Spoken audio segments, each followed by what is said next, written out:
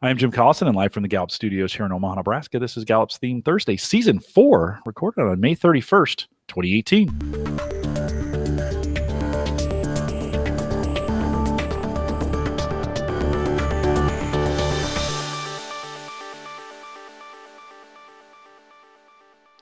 Theme Thursday is a Gallup webcast series that dives deep into the CliftonStrengths themes, one theme at a time, and today's theme is consistency.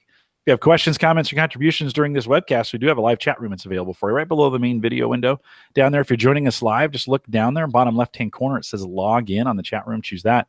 Choose the guest account, then put your name in where it says guest. Hit submit. You don't need to create an account, or you can use any of the social media options that are there. Just get in the chat room. We want to see you there. Best way to get your chat, to get your questions in, especially important for the post show. So make sure you're in the chat room when we do that. If you're listening to the recorded version or have questions about custom strengths coaching solutions, we do that as well. You can send us an email, coaching@gallup.com. Don't forget to visit the Gallup Strengths Center, just gallupstrengthscenter.com for all your Clifton Strengths coaching resources and training needs. You can also catch the video, now downloadable audio. We call that podcasting. It's available for you on just about every platform known to man. If we don't have one out there that you're using, let me know and we'll make it happen.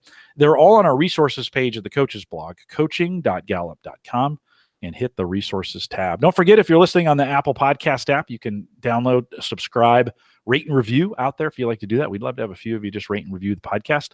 If you're listening on YouTube, there's a little subscribe button right down here on the video. Just subscribe down there, and then a little notification bell whenever we go live or whenever we are updated a new webcast for you. You'll get notified. Great way to know what's going on out there.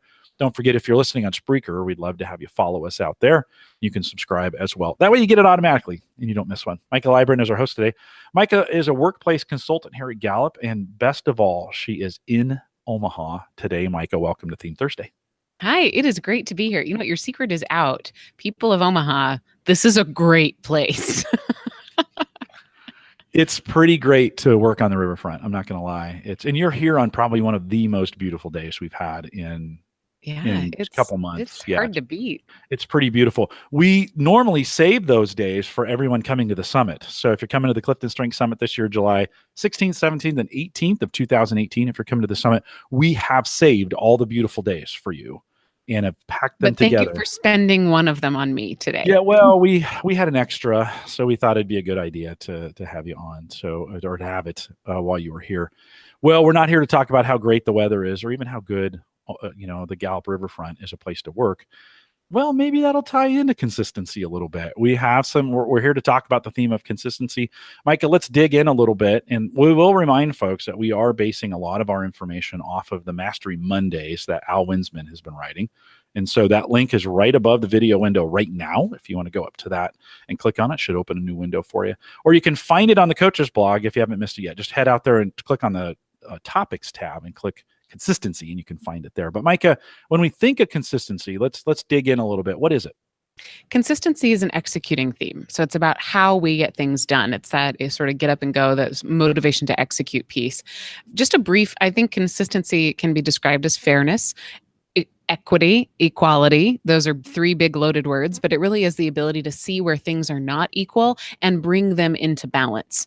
I think folks with high consistency are very good at setting up clear rules based on what works and following them. Now, that could be in a social aspect for people. The more we talk about consistency, the more I think we can see it jump into that relationship building category, maybe even influencing or even strategic thinking. But it is that executing piece. It's also about, how we get things done and get things done not just for efficiency's sake, but get things done in a fair way that that understands that there are reasons we follow rules, sort of uses and adheres to those rules, and likes the repeatableness of creating a rule and following them. I'm going to tell on you a little bit. You had a keynote this morning here in Omaha. Yeah. That's the whole reason you're here. And I think you stole a little of the Theme Thursday topics, or at least these ideas, like when you're talking in the keynote. And we always start with the question, you're at your best when you're doing. And so let's talk a little bit about that with consistency. Consistency, if you have high consistency, the value that you bring is establishing stability through predictability, following rules that make sense, not just creating rules, but really understanding what it is that promotes equality, what it is that gives everybody a fair shot, and being able to translate that into something you do all the time, something you don't just give lip service to, but that you really follow through with. I think consistency at its best is also going beyond just that awareness of when things are unfair or unbalanced, but going beyond that and following it into sort of an external nudge, being able to not just get frustrated if other people around you are unfair or other people around you are doing things that promotes a sort of an unbalanced approach, but instead of just sitting and thinking, gosh, I can't believe they're doing that, being able to take that outside of yourself and use it to help steer your organization or your partnership or your family toward a more sort of justified approach. It's also about not just doing everything for the sake of doing it. I think sometimes Jim and I, in our pre-show, talked a little bit about the difference between consistency and discipline. And I think sometimes it can get masked between the two. Discipline is doing things in the cleanest way possible, really being able to adhere to sort of that self-management of, I'm going to do this because it works. Consistency, an external locus of motivation. It's, I'm going to do things because it creates balance. So I think consistency also at its best is doing what works because it works over and over again. Yeah. And I like to sometimes think, that discipline is inward and that consistency is outward. Sure. As we think about that, just an easy way to separate those. And those lines can blur a little bit. Paul in the chat room says he feels like equity would apply to individualization and equality could apply to consistency. Maika, any thoughts on you had said equity in the very beginning, and we have equal or equality. Any thoughts on that? I think this could be dangerous in just semantics. So I don't want to get too picky about it, but I think consistency is about giving each person the same starting point. And thinking about how do I bring everybody up to the starting line? Sometimes I think consistency is the referee of those 34 themes. In fact, I was speaking with my friend Jerlene this morning, who described somebody who she knew who loved, as she was developing and growing up, loved actually volunteering as a referee in her school. And of course she would. Consistency is that awareness that rules exist in order to create the same opportunity for people, to keep us honest as to who can play, and making sure that we all have the same understanding of the social contract that we're entering into when we enter relationships, or understanding of the actual rules when we play a technical game. That rules keep us safe and keep it equal. So it doesn't mean that everybody has to have the same outcomes, but it does mean that you want everybody to be there on the same starting line. Yeah, and I think this is where we get trapped sometimes in the community of thinking like, okay, so we're going to define these. And by the way, it's not a bad exercise, not dogging on that at all, but just kind of thinking through, okay, so we've defined those two, equality and equity, and we've got those figured out. I think sometimes the conversation stops there. We have to kind of say, okay, so we figured that out, however that works. And because this is an executing theme, and I think it bleeds a little bit into the relationship building as well, but what do we do with it? And so how do we do more? What should we got this theme. What kind of things can we do? Because the key is success, right? How do these lead to successful actions? Or what do I do with this? Being successful. What do I do? What do I volunteer for? Raise your hand for really understanding and maybe even digging into what are the rules of the road. So what is expected? What do we always do? So if you're a part of a team, be the first person to raise your hand and just get some of those assumptions out loud. That might be as simple as saying, here's our agenda today, and here's what we're going to do, or here's how we're going to work together. That ability to say, we can be more we can honor each other better. We can be more fair with each other. We can give everybody a fair shot if we just get some of these assumptions out loud. So that can be your role. I also think about improving balance and equality by merging some of those existing norms with ones that could be improved.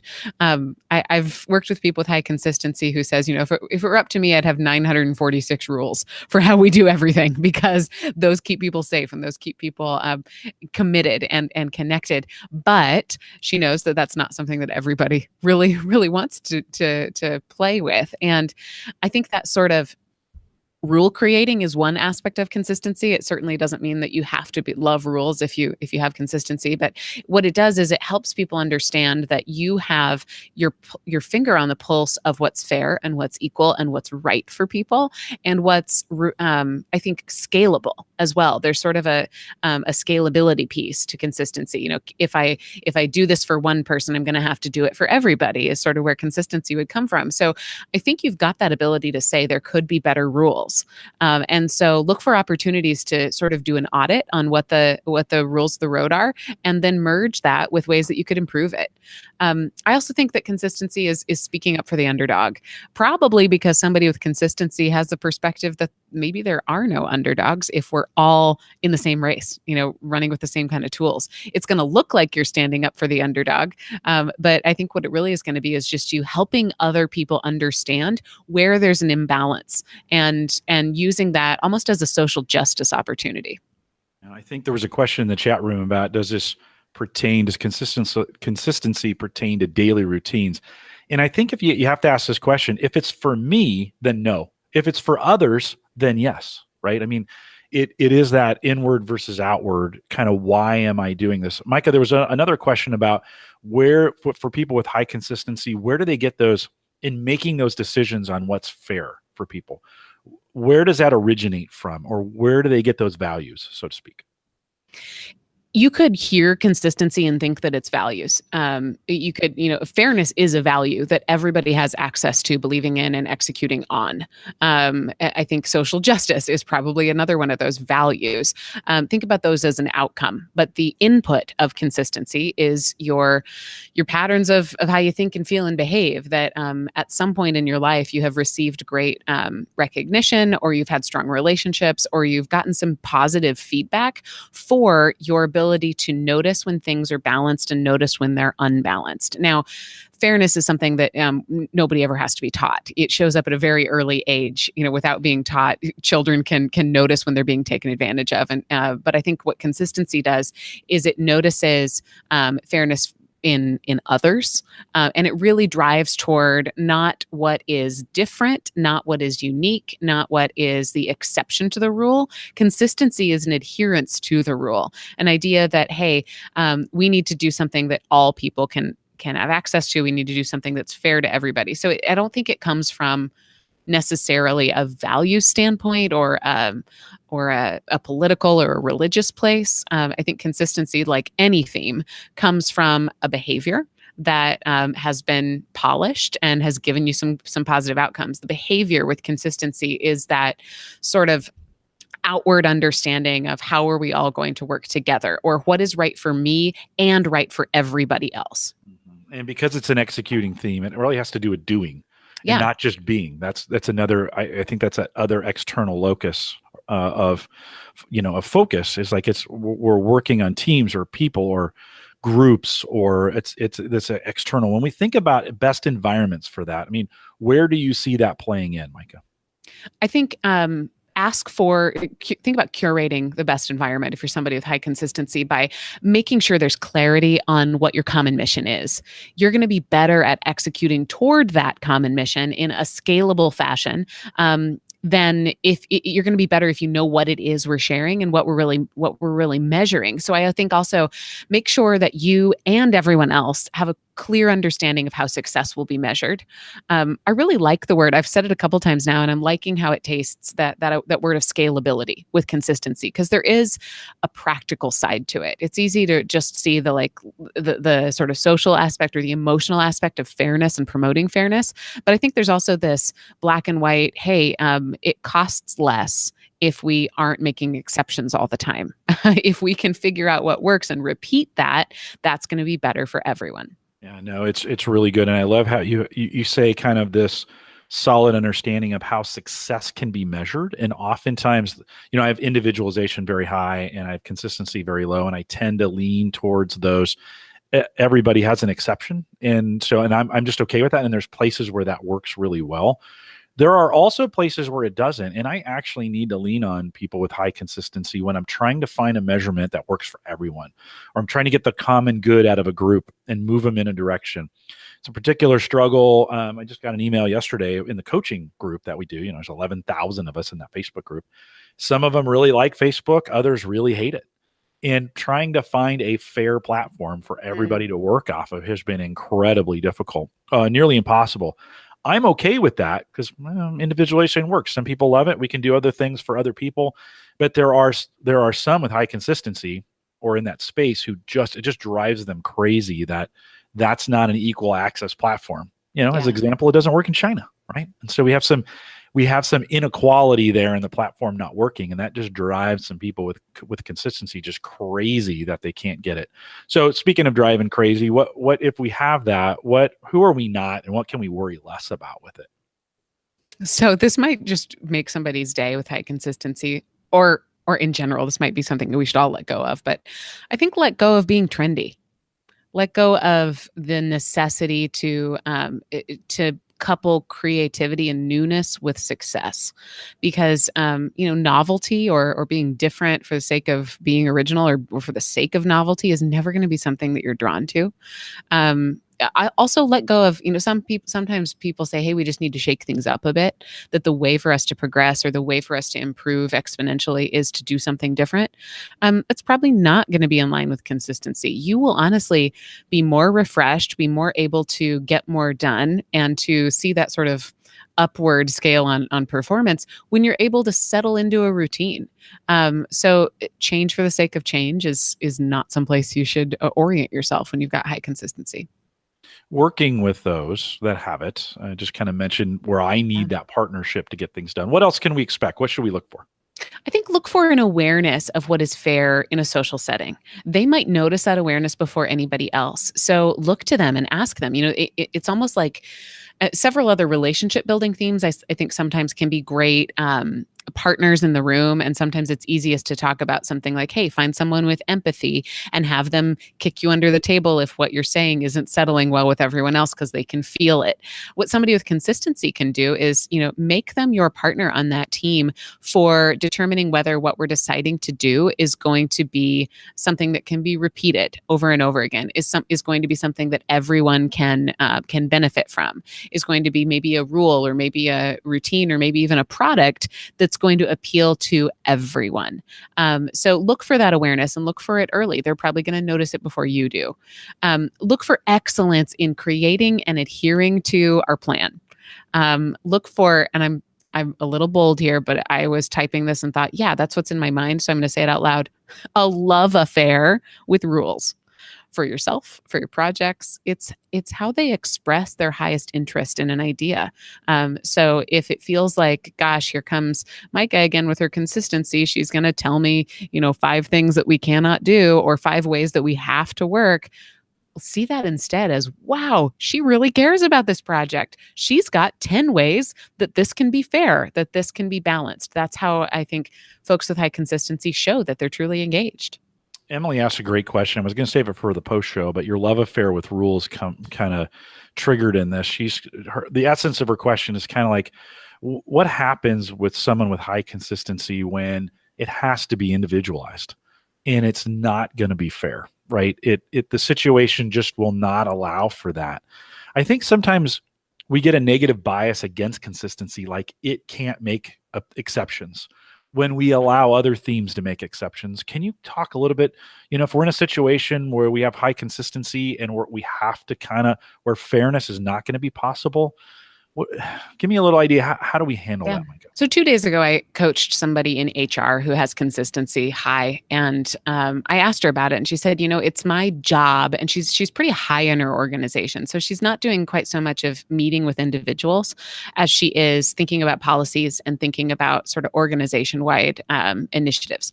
And she said, it's my job to make sure that whatever we do is something that doesn't create problems for specific individuals. And I think that's one way of looking at it. Another way of looking at it that we've been talking about is everything we do needs to create access for everyone. Now, she said, I'm fully aware that there's going to be exceptions to that rule, but the rules that we create need to start from a place of fairness. And take all the examples in our world where we want things to be the same. I flew here and I went through a TSA checkpoint, as did everyone. Now, I can pay. To get my TSA pre-check, or I can pay to get here in the US, there's something called Clear, which is like the fastest way to go through a security checkpoint at an airport. I can pay and do that, but I still have to go through it. There are different ways that I can go about it, but I still have to do it. Now, on this trip, I was bringing a couple medical devices with me. And so I needed that ability to say, hey, you're going to see something different in my bag than you see in anybody else's bag, and I need to talk to you about that. That's an example of an exception where I'm still having to go through the motions that everybody is going through in order to keep us all safe, but there's some flexibility to say the sort of blanket rules that we're making, in their very essence, make it okay for there to be exceptions. And I think it's sort of a difficult piece to comprehend, but I've never met somebody with consistency who says it's all black and white. That whatever I do today, I'm never changing and there's never any exception. It's more about creating rules that allow for individualization, but that do it for everyone. Yeah, I think Janice says it nicely in the chat room. She says she has adaptability 8, and so it balances her number 3, consistency, when needed. Yeah. And I think that's some great insight, right? These don't live in a void or in a vacuum. They don't live by themselves. They're influenced by the themes that are around them. And then we know in team situations, we need to work within the team. Like we can't just have it. We can't say, well, those are my themes and you're going to have to deal with it. Right. Well, and I think this is where consistency showing up as an executing theme really clarifies it. Because anytime I ask folks with high consistency, that very question you just asked me, what about when things can't be the same?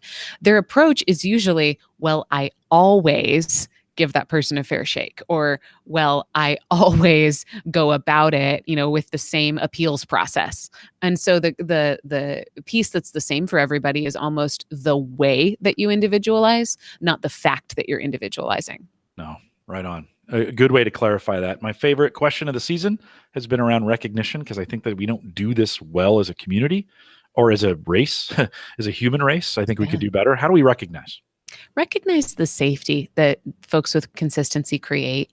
Others can think big ideas and can try new things and can go places I think it wouldn't be possible for them to go, because they know they can count on consistency to regulate things. And in many ways that creates a sense of calm, a sense of like, I know that I can always go home to those rules, to those pieces we've established. I also think maybe don't make recognition a surprise. In our work around performance management, we know that, great touch points with your boss, there should never be any surprises in there. You should know how you're doing and whether or not you're hitting your benchmarks. And your manager should know how you're doing and how you're feeling and whether or not you're hitting those benchmarks. Maybe with consistency, it's a little bit more important that great reviews and great celebrations shouldn't be something that totally surprises us, because of that necessity to understand what we're aiming for, knowing what excellence is, and maybe even how we're going to be recognized and celebrated for it. It doesn't make it any less important, but don't shock them. When we think about how we can stretch, how we can learn, and how we can grow, what are some ways we can develop with consistency? I think help them take consistency beyond just how they approach things and help them connect to their values. What do they sense is right or wrong in the world, in the organization, in the partnership? How can they use that sense of balance to bring about change for others? So give them an opportunity to do something beyond just applying consistency to what they do every day. Think about it as being something that could be a way to flex their values. I also think help them spend time not just exploring what already is there. Expand their brain a little bit by asking, hey, what future routines could we establish today that would improve performance? It's easy to say that consistency and creativity are opposite ends of a spectrum, but I don't think they are. It's just a question of how does consistency access that kind of growth, that kind of creativity. It's about thinking about what's going to work for everybody, not just what's going to be a crazy, hairy new idea. So I like that question of, what could we establish for everyone right now that would help us get better in the future? Yeah, in season 3, if you haven't watched season 3, by the way, Mike, I think you and I agree that may be the best consistency theme Thursday we have. Yeah. Emily Turnus comes on, who's a partner of mine I work with all the time in the strengths community. So many people know me, almost no one knows Emily, and yet she has such a huge influence on the strengths community and what we do, because she really actually does a lot of the work behind the scenes. So if you haven't seen season 3, go back and watch that. But Emily's management is really focused on consistency, and I have to, when I work with her, she is so great for me in that area, because, and you'll hear that throughout the podcast that we do there, because I don't have that, and I oftentimes rely, and I learned to rely on that from when I was maybe getting a little unbalanced into my approach. I would look to Emily to say, well, what's Emily doing? Because we probably need some consistency here with our staff, and I'm going to look to her to provide some of that. And so go back and listen to that one. But when we think of partnering, and she was a great partner for me, how can we do that, and how can we support them in their endeavors? I think talk about the rules of engagement out loud. Very often we assume that we know what we're agreeing to, but putting them out there with purpose, talking about them on purpose, that really matters. That could be something as simple as saying, here's how we're going to behave, or here's how everybody got to the table. And I think also being able to hear everybody's voice when you're working with consistency is pretty important. But just don't make any assumptions. Give everybody that opportunity to be there together out loud on purpose. Yeah. No, I love it. We've got some challenges that we've been putting out each week. If you haven't followed us on those challenges, you can head out to our Instagram account at Strengths Talk, get you out there, or head out to the blog post on the coach's blog, coaching.gallup.com, and view this post. The challenges will be posted at the bottom of that. Maika, how do we want to challenge this week? First, okay, so this idea of rules might not ring true with everybody with consistency. It could be because that's an external definition of how you just operate. So I want you to explore it a little bit more. I want you to list, this might be hard because it might be so natural, but I want you to list all the rules you set for yourself in the course of a normal day. Which ones excite you the most? Which ones help others the most? And then the second part to the challenge, you don't have to do both. Pick the one that speaks to you more. But the second one is ask somebody who knows you very well, and use questions with the word always. I've got 3 questions I want you to ask somebody who knows you very well. What do I always do well? When am I always frustrated? And how do I always provide value to the group? What do I always do well? When am I always frustrated? How do I always provide value to the group? That's sort of, you just using that word always, maybe that could have been a 1-minute podcast today. That's what consistency is. It's always fairness. That's it. Yeah. And I'd love to maybe not officially add, but for some, if you're struggling, think of those rules as values. Yeah. What are my values? How are my actions driven when I'm dealing with people in my role, whether I'm a manager or individual contributor? I might be I might be out there as a champion. Whatever that is, kind of think through. If rules don't apply, how do values fit in? Absolutely. And, that might work as well. We have a lesser sorry about that. Lesser theme challenge. Yeah, jamming those 2 words together. What do we got? If consistency is a lesser theme for you, first I want you to think about how do you create safety and predictability for others. In season 3, we talk about the needs of followers. Stability is one of them. And I think that is huge. So you have access to this without consistency, but I want you to think a little bit. How do you create safety and predictability? And then next, this might get back to values for you as you were mentioning, Jim, but I want you to think about what are the most important rules to you in a social contract? So in relationships, what are the most important rules that we adhere to? And then clearly communicate those intentions when you're working with other people. So a great sort of exploration there. The lesser theme challenge is a lot less about something you need to do and just some pieces you really need to reflect on instead this week. So let us know how you're doing with those challenges, whether you're doing it as a dominant theme or a lesser theme challenge. Please come back and comment on Instagram at Strengths Talk is where you can find those. You can even go back and comment on previous themes because those comments are always there. So please get involved. Let us know how they work for you. Let us know what you're learning. Really, the point of this season is let's not just name our theme themes, but let's put them to work. Let's think about how they lead us to success. And hashtag that consistency so we can search. We can search on it in either of those platforms pretty easily. Mike, I'd almost like to add, not officially, but as you were talking through these for either one of the groups, is how does consistency flavored or seen through my other themes in my top 5?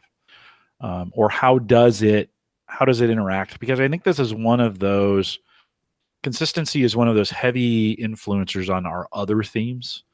And so you pair consistency with a ranger and it has different, I think it looks a whole bunch different than maybe it even does with discipline. And so I'd love that exercise of individuals thinking through how is it influencing my other themes that are in my top 5, if you have it in your top 5. If it's a little bit lower, think through that even and kind of think, for me, as it's a 31, I realize lots of times it's a maybe that blind spot for me that I've learned. I'm going to, in certain circumstances, I'm always going to tend to come up with solutions because I'm that kind of guy around that are very individualized. When I'm in a group setting and they're like, you're not thinking about everybody, Jim, I can't take that personally, right? I have to kind of go, oh yeah, you know what? You're right. Okay. I do need to think about the group as a whole in this situation and how are we going to mold or change right? And that's the difference, not getting frustrated. Some folks who have high individualization may use that as an opportunity to get frustrated, right? And, oh, you're always against my ideas. When we start looking at those and saying, oh, no, I understand. You have high consistency. I get that. And how are we going to, compromise to come to a solution that works for everybody? That in itself is consistency, right? And in that moment, you've got two choices. You can either stop and think really hard about it, or you can call Emily, right? And say, hey, I'm not naturally coming up with these ideas of what's going to be fair for everybody. What's your take on that? And I love thinking about our strengths as being our consulting talent, right? So how could you be a consistency consultant? You don't have to own the entire process to just come in and give somebody a taste of your perspective and say, hey, here's a couple ideas I think could make it better, and then leave. Yeah. No, right on.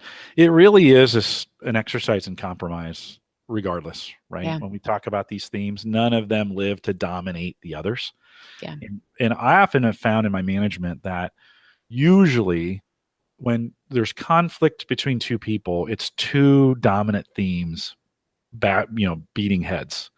And left unchecked, that can be really, really negative. And this is where an individualization and consistency can rub each other. Right. And our job as leaders, our job as strengths enthusiasts, our job as coaches is to identify those two. And this is where strengths is so good in conflict resolution, is to identify and say, it's not win or lose. It's how do we both win, understanding what those themes are doing, and how do we compromise in this group setting, or how do we get the best possible solution out of it? That varies so much based on context.